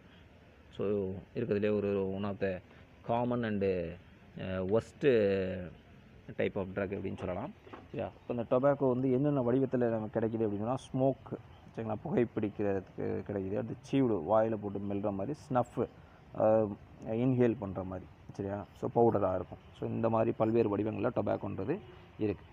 ஸோ இந்த டொபாக்கோ பார்த்தீங்க அப்படின்னு சொல்லி பார்த்தீங்கன்னா அதில் வந்து அதிகளவு கார்பன் மோனாக்சைடு அப்படின்றது இருக்குது, சரிங்களா. நம்ம இன்ஹேல் பண்ணும்போது கார்பன் மோனாக்சைடு நம்ம உடம்புக்குள்ளே பூந்துறதுனால இது வந்து நம்மளுடைய ஆக்சிஜன் கேரிங் கெப்பாசிட்டி வந்து தடுத்துடும், சரியா. So reduces the concentration of haem bound oxygen. அப்போ ஹீமில் வந்து ஆக்சிஜன் சேர்ந்தால் தானே ஆக்சிஜன் கேரி ஆகும். இந்த கெப்பாசிட்டி வந்து தடுத்துடும். ஸோ ஆட்டோமேட்டிக்காக வந்து ஆக்சிஜன் வந்து நம்ம பாடியில் குறைவாக தான் இருக்கும், சரிங்களா. அப்போ ஆக்சிஜன் குறைவாக இருந்துச்சுன்னா சஃபகேஷன் ஏற்படும், சரிங்களா. அப்போ லங்ஸில் பிரச்சனை ஏற்படும். அடுத்து அதேமாரி டொபாக்கோ பொறுத்த வரைக்கும் என்னென்ன பொருட்கள்லாம் அதில் இருக்குது, மெயினாக நிக்கோட்டின் இருக்குது, கார்பன் மோனாக்சைடு இருக்குது, டார் இருக்குது, சரியா.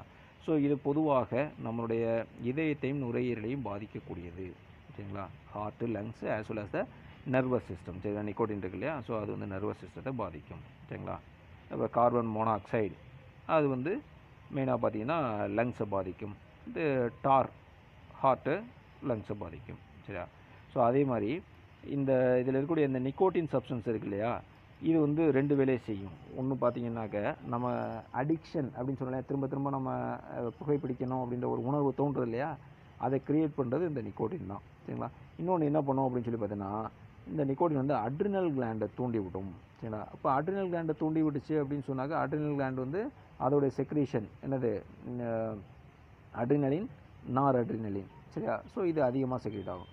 ஸோ அட்ரினலினுடைய ஃபங்க்ஷன் என்னென்னா இன்க்ரீசஸ் த ஹார்ட் ரேட். அப்போது இது அதிக அளவில் செக்ரேட் ஆகும்போது ஹார்ட் ரேட் வந்து இன்னும் அதிகமாக இன்க்ரீஸ் ஆகும். அதேமாதிரி பிளட் ப்ரெஷர், இரத்த அழுத்தம் அதிகரிக்கும் அப்படின்னு சொல்கிறாங்க, சரியா. Right. So addiction and dependence. Next இப்போ அடிக்ஷன்றது என்ன அப்படின்னு சொல்லி பார்த்தீங்கன்னா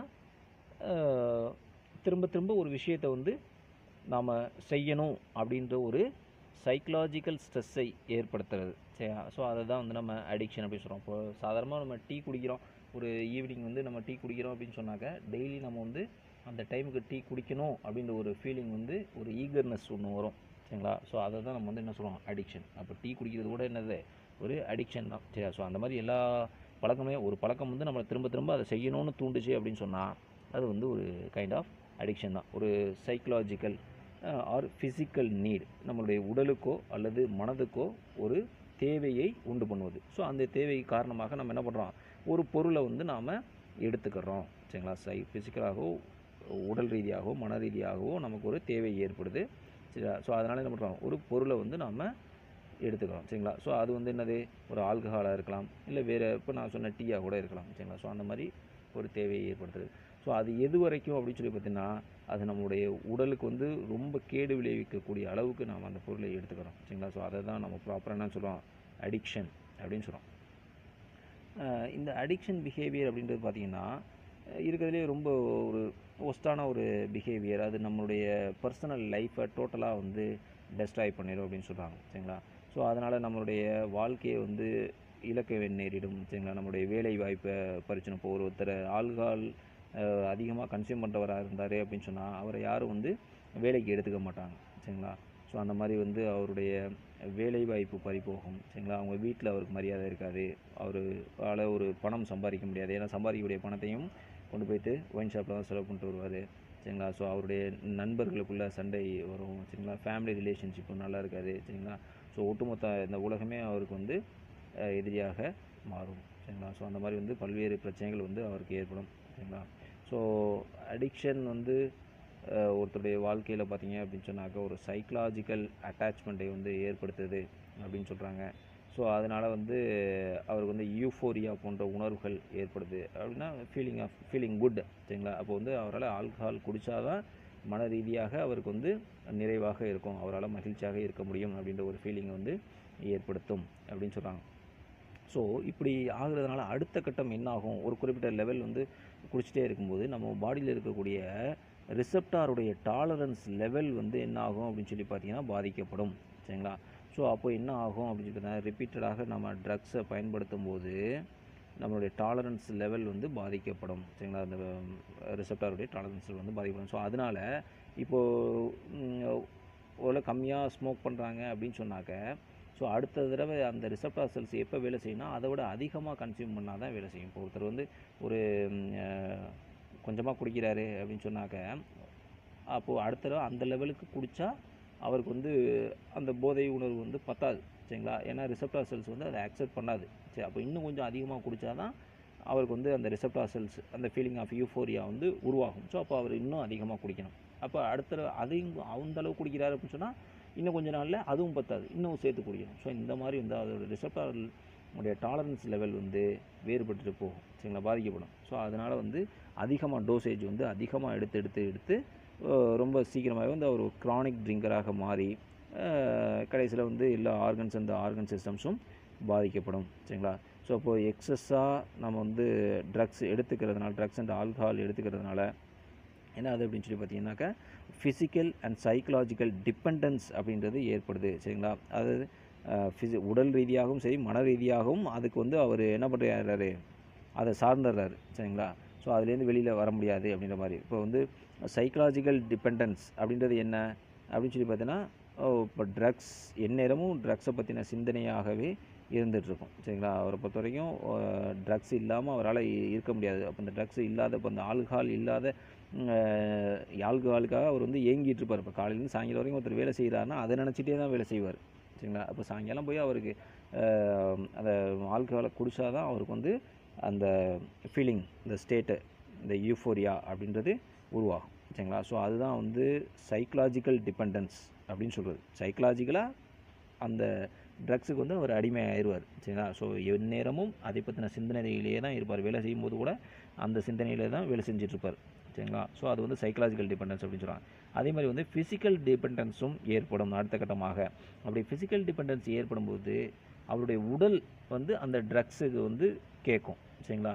அப்படி சப்போஸ் அந்த டைமில் அவருக்கு அந்த ட்ரக்கை எடுத்துக்க முடியலை, அந்த ஆல்கஹாலை எடுத்துக்க முடியலை அப்படின்னு சொன்னாக்க அப்போது அவருடைய பாடி வந்து கன்ஃபியூஸ் ஆகும், சரிங்களா. அதுக்கு எதிராக போராடும், சரிங்களா. ஸோ அந்த கெமிக்கல் இருந்தால் தான் பாடி வந்து நார்மலாக செயல்படும் அப்படின்ற கண்டிஷனுக்கு வந்துடும், சரியா. ஸோ அப்படி இல்லை அப்படின்னு சொல்லி பார்த்தீங்கன்னா அங்கே இப்போது அந்த அந்த பாடி வந்து ஒரு கெமிக்கல்ஸ்க்காக அந்த ஆல்கஹாலுக்காக இயங்கிட்டு இருக்கும்போது ஆல்கஹால் கிடைக்கல அப்படின்னு சொன்னால் அவருக்கு வித்ட்ராவல் சிம்டம்ஸ் வந்து ஏற்படும். திடீர்னு ஒருத்தர் குடிக்காமல் ஸ்டாப் பண்ணிட்டாருன்னு வச்சுங்களேன், அவருக்கு வந்து வித்ட்ராவல் சிம்டம்ஸ் ஏற்படும். இந்த குடியாரர்கள்லாம் பொதுவாக நம்ம கை நடுக்கம் ஏற்படுறதெல்லாம் பார்த்துக்கோம் இல்லையா. ஸோ அதுதான் வந்து வித்ட்ராவல் சிம்டம்ஸ் அப்படின்னு சொல்கிறாங்க. ஸோ என்ன மாதிரியான வித்ட்ராவல் சிம்டம்ஸ் எல்லாம் இருக்குது அப்படின்னு சொல்லி பார்த்தீங்கன்னா மைல்டு ட்ரெமர்ஸ், சரிங்களா. இந்த வித்ட்ராவல் சிம்டம்ஸ் இது ரெண்டு இதுவரையும் சொல்லுவோம், சரிங்களா. ஸோ மைல்டு ட்ரெமர்ஸ், லேசான உடல் நடுக்கம், கன்வல்ஷன்ஸ், வலிப்பு, சரிங்களா. சிவியர் அஜிடேஷன் அப்படின்னா ஒரு விதமான மனக்கிளர்ச்சி, ஃபிட்ஸு அதுவும் வலிப்பு தான், சரிங்களா. டெப்ரஸ்டு மூடு, அதாவது மன அழுத்தம், சரிங்களா. ஆங்ஸிட்டி கவலை, நர்வஸ்னஸ் ஒரு மாதிரி படபடப்பு, சரிங்களா. ரெஸ்ட்லெஸ்னஸ், சரிங்களா. ஸோ நர்வஸ்னஸ்னால் பதட்டம், ரெஸ்ட்லெஸ்னஸ் அப்படின்னு சொன்னால் ஒரு மாதிரி படபடப்பு, இரிட்டபிலிட்டி அப்படின்னு சொல்லக்கூடியது, இரிட்டேஷனாக இருக்குது அப்படின்னு சொல்கிறாங்களே, எரிச்சலாக இருக்கிறது சரிங்களா, இன்சோம்னியா தூக்கமின்மை, அது ட்ரைனஸ் ஆஃப் த்ரோட் தொண்டை வறண்டு போதல் சரிங்களா.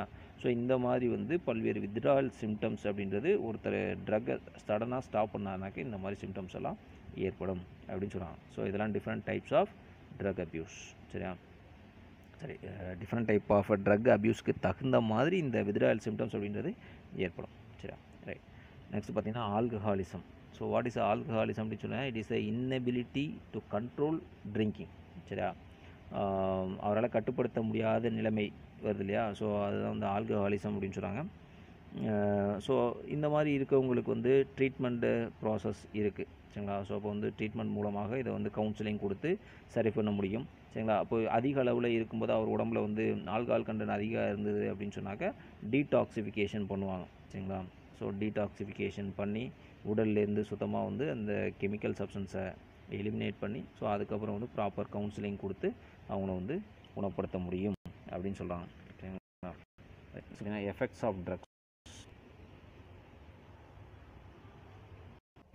இப்போ இந்த ட்ரக்ஸ்னால் ஏற்படக்கூடிய எஃபெக்ட்ஸ் சரிங்களா, ட்ரக்ஸ் அண்ட் ஆல்கஹால்ஸ்னால ஏற்படக்கூடிய எஃபெக்ட்ஸ் விளைவுகள் என்னென்ன அப்படின்னு சொல்லி பார்த்தீங்கன்னா அதை வந்து நம்ம ரெண்டாக கிளாஸிஃபை பண்ணலாம். Short term effect, long term effect அப்படின்னு சொல்லலாம். இப்போ இந்த ஷார்ட் டேர்ம் எஃபெக்ட்ன்றது appears only for few minutes சரிங்களா. அந்த ட்ரக்ஸை எடுத்துக்கிட்ட கொஞ்சம் நேரத்துக்கு அவருக்கு வந்து அந்த ஃபீலை கொடுக்கும் சரிங்களா. என்ன சென்ஸ் ஆஃப் வெல்பீயிங் சரிங்களா, அவருக்கு நல்லா இருக்க மாதிரி ஒரு சிறிய ஒரு உணர்வை வந்து ஏற்படுத்தும் சரிங்களா. அண்ட் ப்ளஸ் அண்ட் ட்ரௌசினஸ், லேசான ஒரு மயக்க நிலைக்கு அவர் ஆல்கஹால் எடுத்துகிட்ட கொஞ்சம் நேரத்துக்கு அப்படி தான் ஒரு ப்ளசண்ட்டான ஒரு ட்ரௌசினஸ், ஒரு மயக்க நிலையை வந்து ஏற்படுத்தும் சரிங்களா. ஒரு சென்ஸ் ஆஃப் வெல்பீயிங் நல்லா இருக்க மாதிரி இருக்கும் சரிங்களா. இதை வந்து ஷார்ட் டேர்ம் எஃபெக்ட் அப்படின்னு சொல்லுவாங்க சரிங்களா. ஷார்ட் டேர்ம் எஃபெக்ட்டில் என்ன கிளாஸிஃபை பண்ணோன்னாக்கா யூஃபோரியா, அது மகிழ்ச்சி உணர்வு, பெயின் வலி உணர்வு, டல்னஸ் ஆஃப் சென்சஸ் சரிங்களா, நம்மளுடைய உணர்வுகள் வந்து ரொம்ப அமைதியாக இருக்கிறது. ஸோ அடுத்து ஆல்ட்ரேஷன் இன் பிஹேவியர், நம்மளுடைய பழக்க வழக்கத்தில் மாற்றம் இருக்கும் சரிங்களா, நடத்தைகளில் மாற்றம் இருக்கும். பிளட் ப்ரெஷர் சரிங்களா, இரத்த அழுத்தம் ஏற்படும். அடுத்து பார்த்திங்கன்னா நார்கோசிஸ், அதாவது அதீத தூக்க உணர்வு. அடுத்து நாசியா, குமட்டல் உணர்வு, வாமிட்டிங் சரிங்களா, வாந்தி எடுக்கிறது. ஸோ இதெல்லாம் வந்து ஷார்ட் டேர்ம் எஃபெக்ட்ஸ் அப்படின்னு சொல்கிறாங்க. அதேமாதிரி ஷார்ட் டேர்ம் எஃபெக்ட்ஸ் மாதிரி லாங் டேர்ம் எஃபெக்ட்ஸ் இருக்குது. ஒரு அப்யூசர் வந்து ரொம்ப நாளாக ஒரு ட்ரக்ஸை ஆல்கஹாலை வந்து பயன்படுத்துகிறாரு அப்படின்னு சொல்லி பார்த்தீங்கன்னாக்கா அவருக்கு வந்து ஒரு லாங் டேர்ம் எஃபெக்ட் அப்படின்றது க்ரியேட் ஆகும் சரிங்களா. ஸோ அது என்னென்ன லாங் டேர்ம் எஃபெக்ட் அப்படின்னு சொல்லி பார்த்தீங்கன்னா மெயினாக அவருடைய நர்வஸ் சிஸ்டம், பிரெயினும் லிவரும் தான் அதனால் பாதிக்கப்படக்கூடிய உறுப்புகள் அப்படின்னு சொல்லலாம் சரிங்களா. ஸோ என்ன அப்படின்னு சொல்லி பார்த்தீங்கன்னா இப்போது யூஸ் ஆஃப் ஆல்கஹால், இப்போ வந்து ஒருத்தர் வந்து ஆல்கஹால் அப்யூஸ் பண்ணுறாரு அப்படின்னு சொல்லி பார்த்தீங்கன்னா லாங் டேர்ம் எஃபெக்ட்ஸ் வந்து நிறைய ஏற்படும். ஸோ அதை குறிப்பாக நம்ம சொல்லக்கூடியது லிவர்.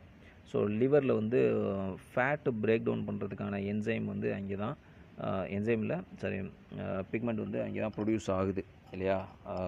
இந்த பைல் ஜூஸ் அப்படின்னு சொல்கிறாங்க இல்லையா. ஸோ அந்த பைல் ஜூஸ் தான் வந்து ஃபேட்டை டைஜஸ்ட் பண்ணுறதுக்கு ஹெல்ப் பண்ணுது. ஸோ அப்போ வந்து லிவர் அஃபெக்ட் ஆச்சு அப்படின்னு சொன்னாக்க இப்போ ஃபேட்டை வந்து பிரேக் டவுன் பண்ண முடியாது. ஸோ அதனால் ஃபேட்டெல்லாம் வந்து அங்கே அதிக அளவில் அக்குமுலேட் ஆகுது அப்படின்னு சொல்கிறாங்க. ஸோ அதனால் பார்த்திங்கனாக்க லிவர் செல்ஸ் வந்து பாதிக்கப்படுது. ஸோ இப்போ லிவர் செல்ஸ் பாதிக்கப்பட்டு அதனால் லிவர் செல் தான் சீக்கிரமாக வந்து புதிய புதிய செல்களை உருவாக்கும் திறனுடையது. ஆனால் அதிக அளவில் நீங்கள் ஆல்கஹால் குடிச்சிங்க அப்படின்னு சொன்னால் அந்த பாதிக்கப்படக்கூடிய லிவர் செல்களால் மறுபடியும் புதிய செல்களை உருவாக்க முடியாது. ஸோ அதனால் அங்கே ஸ்கேர் டிஷ்யூ, வடுத்திசுக்கள் வந்து உருவாகும் சரிங்களா. அந்த இறந்து போன செல்களில் வந்து ஸ்கேர் டிஷ்யூஸ் வந்து உருவாயிரும். ஸோ இப்போ ஸ்கேர் டிஷ்யூஸ் உருவாச்சுன்னா அதுலேருந்து புதிய லிவர் செல்ஸ் வந்து உருவாகாது. ஸோ அந்த கண்டிஷனை வந்து லிவர் சிரோசிஸ் அப்படின்னு சொல்லுவாங்க சரிங்களா. ஸோ அப்போ லிவர் சிரோசிஸ் லிவர் வந்து முழுவதுமாக பைல் ஜூஸை ப்ரொடியூஸ் பண்ணாது. பைல் ஜூஸை ப்ரொடியூஸ் பண்ணல அப்படின்னு சொன்னாக்க அதால் ஃபேட்டை வந்து டைஜஸ்ட் பண்ண முடியாது சரிங்களா. ஸோ அதேமாதிரி ஆல்கஹாலோடைய இன்னொரு இது என்னென்னு பார்த்தீங்கன்னா நம்மளுடைய ஸ்டொமக்குடைய லைனிங் வந்து பாதிக்கும் சரிங்களா. அதிகமான அமிலத்தன்மை காரணமாக அங்கே அல்சர், ஸ்டொமக்கில் வந்து அல்சர் உருவாகிறதுக்கு வாய்ப்பு இருக்குது. அதேமாதிரி நம்மளுடைய இதய தசைகளை வந்து அது பலவீனமடைய செய்யும் அப்படின்னு சொல்கிறாங்க.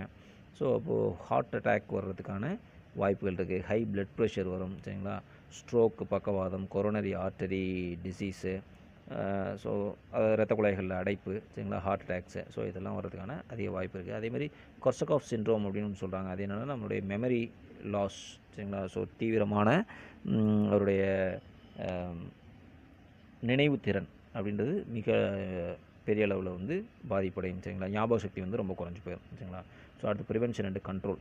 ஸோ எப்படி வந்து இதை கட்டுப்படுத்தலாம் அப்படின்னு சொல்லி பார்த்தீங்கன்னா, ஸோ ட்ரக்ஸ் அண்ட் ஆல்கஹால் பயன்படுத்துகிறத வந்து கட்டுப்படுத்த முடியும் அப்படின்னு சொல்கிறாங்க. சரிங்களா. ஸோ அதுக்கு என்னென்ன வழிமுறைகள்லாம் இருக்குது அப்படின்னு சொல்லி பார்த்தீங்கன்னா,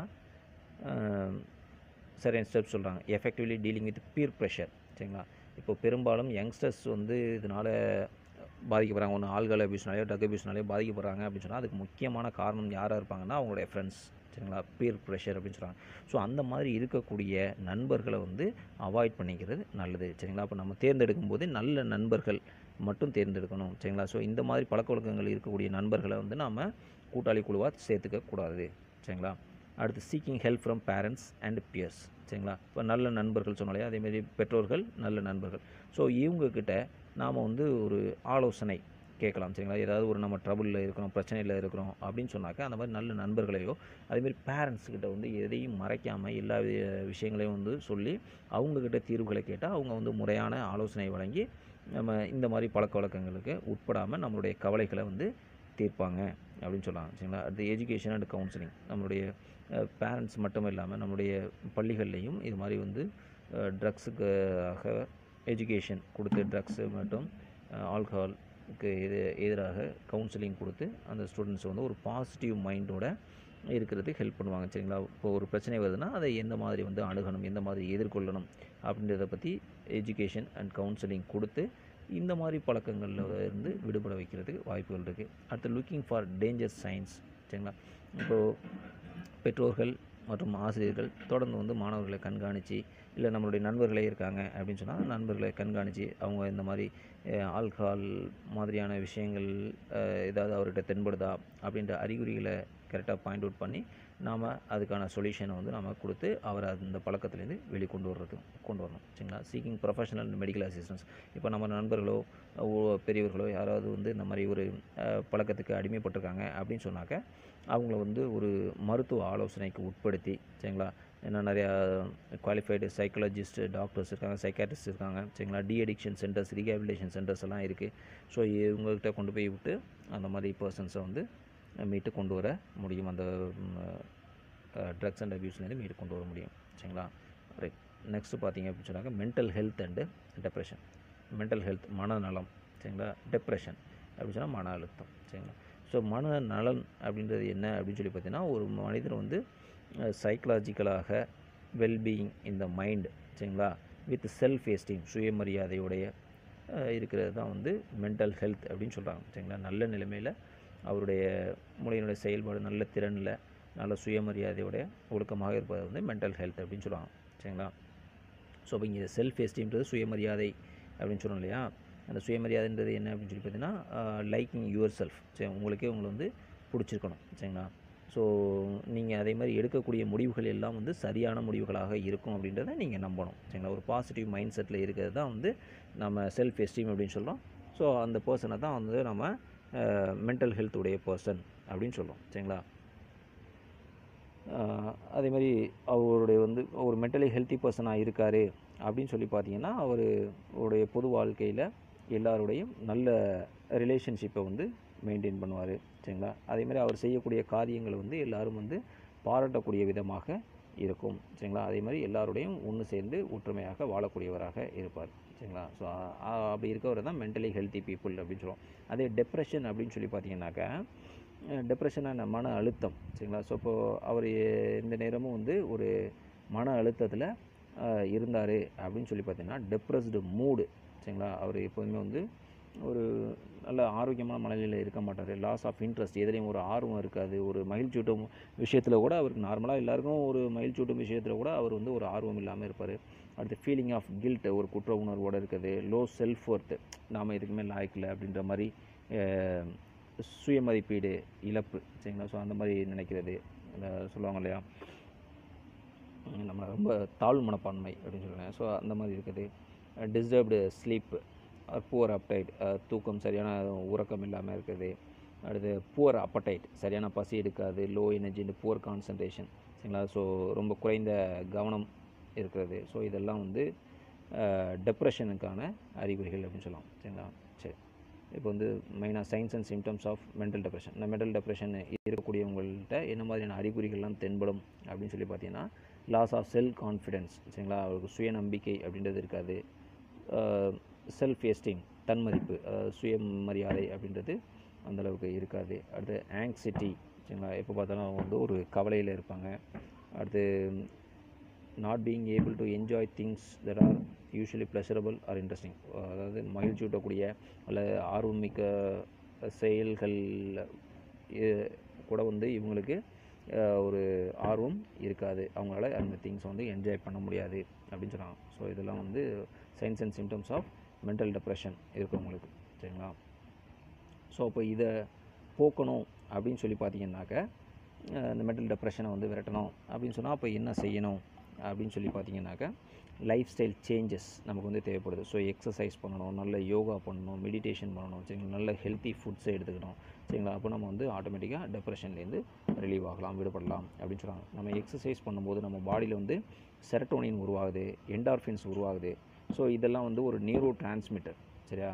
ஸோ இது என்ன பண்ணும், இந்த டெப்ரெஷனை வந்து சப்ரஸ் பண்ணணும். அப்போ நமக்கு வந்து ஒரு மகிழ்ச்சியூட்டும் அல்லது ஒரு நல்ல நிலைமையில் நம்முடைய மூளையினுடைய செயல்பாடை ஒருங்கிணைக்கும், சரிங்களா. ஸோ அதே மாதிரி எக்ஸசைஸ் பண்ணுறதுனால நமக்கு நிறையா பாசிட்டிவ் ஆட்டிடியூட் வந்து க்ரியேட் ஆகுது அப்படின்னு சொன்னாங்க. ஸோ அப்படி ஒருத்தர் எக்ஸசைஸ் ப்ரோக்ராமில் பார்ட்டிசிபேட் பண்ணுறாரு அப்படின்னு சொன்னால் அதனால் என்னென்ன பலன்கள் அப்படின்னு சொல்லி பார்த்தீங்கன்னா, இன்க்ரீஸ் செல்ஃப் எஸ்டீம், சரிங்களா, நம்மளுடைய சுயமரியாதை அப்படின்றது அதிகரித்து காணப்படுது அப்படின்னு சொல்கிறாங்க. செல்ஃப் கான்ஃபிடென்ஸ், தன்னம்பிக்கை ஏற்படுது. சென்ஸ் ஆஃப் எம்பவர்மெண்ட் அப்படின்னு சொல்கிறாங்க, நம்ம வந்து ஒரு ஆளுமை திறன் அப்படின்றது இன்க்ரீஸ் ஆகுது. அடுத்து என்ன, என்ஹான்ஸ் சோஷியல் கனெக்ஷன்ஸ், சரிங்களா, சமூகத்தோட ஒத்துணர்ந்து வாழக்கூடிய தன்னம்பிக்கை வந்து நமக்கு ஏற்படுது அப்படின்னு சொல்கிறாங்க, சரிங்களா. இப்போ இருக்கிறதுலே பார்த்தீங்க அப்படின்னு சொன்னால் நம்ம மூளை தான் வந்து மெட்டபாலிக்கலாக ரொம்ப ஆக்டிவாக இருக்கக்கூடிய ஒரு உறுப்பு அப்படின்னு சொல்கிறாங்க. ஸோ அப்போ வந்து அதுக்கு நிறையா நியூட்ரியன்ஸ் அப்படின்றது தேவை அப்படின்னு சொல்கிறாங்க, சரிங்களா. ஸோ இப்போ வந்து ஒரு புவர் டயட்டு இருந்தது அப்படின்னு சொன்னாக்க, போதுமான அளவு கொடுக்கல அப்படின்னு சொன்னால் நம்மளுடைய மூளையினுடைய பணிகள் வந்து பாதிக்கப்படும் அப்படின்னு சொல்லலாம். ஸோ அதனால் நல்ல உடல் ஆரோக்கியத்தோடு இருக்கணும் அப்படின்னு சொன்னாக்க நம்ம வந்து நல்ல உணவை மேற்கொண்டு நல்ல எக்ஸசைஸ், யோகா, மெடிடேஷன்ஸ் இதெல்லாம் பண்ணி உடலை வந்து ஆரோக்கியமாக, உடலையும் மனதையும் ஆரோக்கியமாக வச்சுக்கிட்டு நல்ல ஒரு ஹெல்த்தி லைஃப்பை லீட் பண்ணணும் அப்படின்னு சொல்கிறாங்க. So that's all about this lesson, சரிங்களா. தேங்க்யூ.